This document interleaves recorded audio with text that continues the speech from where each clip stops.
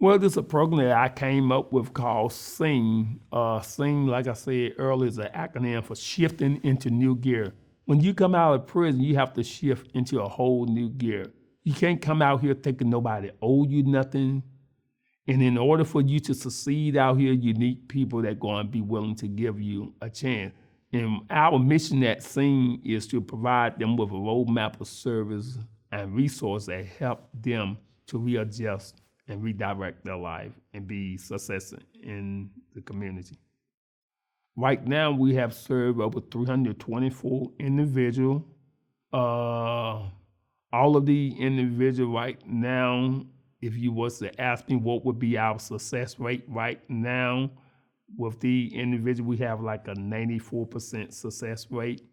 Most of the individuals that come through this program do not return back to prison because we prepare them with the thing they need to succeed in life.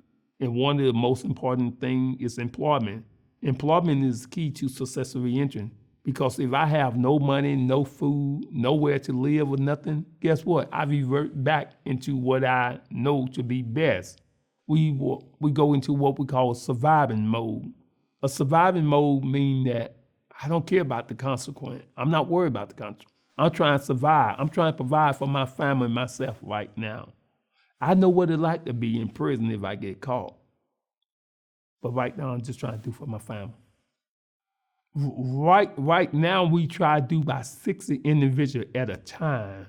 So right now, out of the, before we got these 60 that we have right now, out of the last 60 that we served that had completed the program, only 2 of them have gone back to prison. First of all, every individual entering the program must come through what we call an intake assessment. During the intake assessment, I get information from you about your crime, your background, where you live and what you need, and what is your purpose and what is your success plan. I have to get those things from you first. Once we go through that process, we then begin to deliver service and resource according to your need and your issue.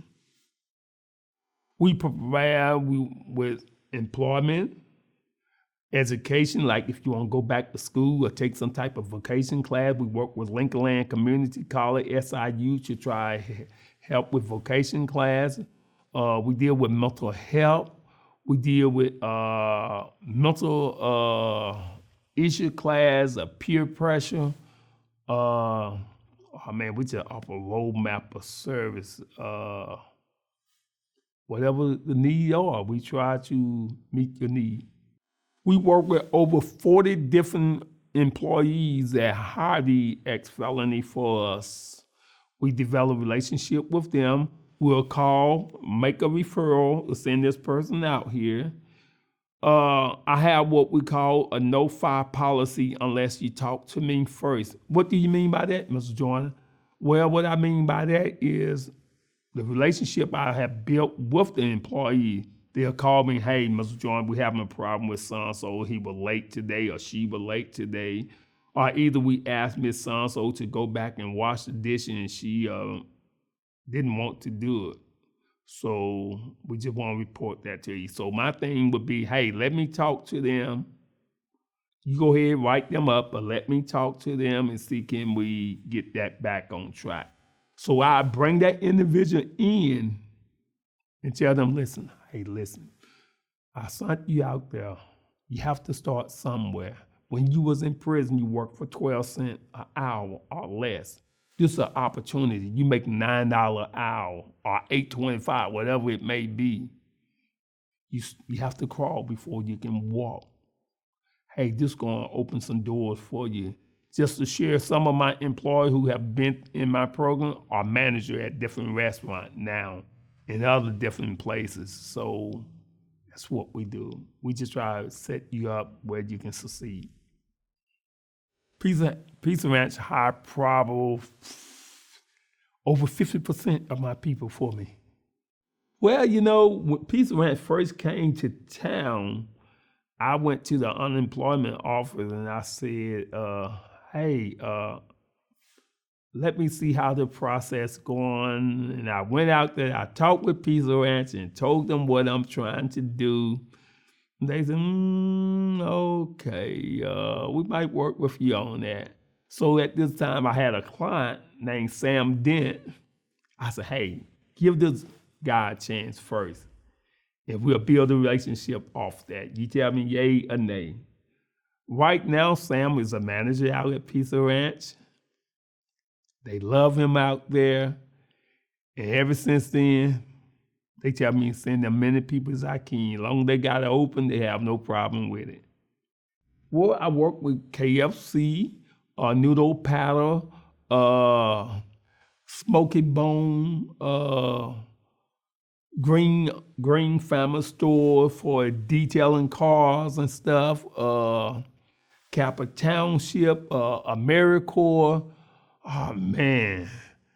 D Auto World. Right now we have last time I counted, we have probably 49, and that's good. Well, once you accept into the program, everybody is required to go through what we call a finance literacy class.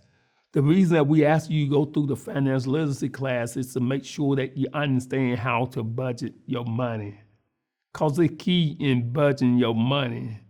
Because we don't never want to set you up for failure. If I help you get a house, I must know that you're going to be able and know how to pay your bill to sustain it, because I don't want to set you up for failure. So that's why you have to go through the finance literacy class.